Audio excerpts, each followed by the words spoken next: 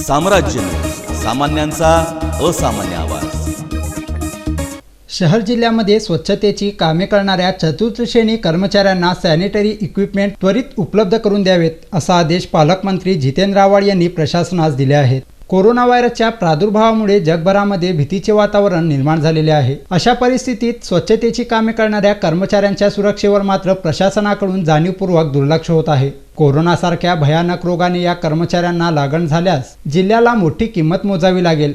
तत्पूर्वी प्रशासनाने चतुर्थ श्रेणी कर्मचाऱ्यांना सॅनिटरी इक्विपमेंट त्वरित उपलब्ध करून दिली जात नसल्याची तक्रार पत्रकारांनी पालकमंत्री जितेंद्र आव्हाड यांच्याकडे करताच पालकमंत्री जितेंद्र आव्हाड यांनी तत्काळ जिल्हा आरोग्य अधिकारी आणि पालिका आयुक्त यांना संबंधित कर्मचाऱ्यांना सॅनिटरी इक्विपमेंट त्वरित उपलब्ध करून देण्यासंबंधीचे आदेश दिल्याची माहिती यावेळी पालकमंत्री जितेंद्र आव्हाड यांनी दिली।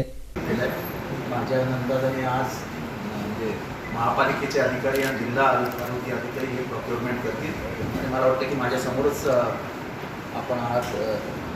आपण ते मास्क आणि ग्लोव्स याच्याशिवाय एकही कामगार काम करणार नाही याची सोय करा। तशी आव्हाड साहेब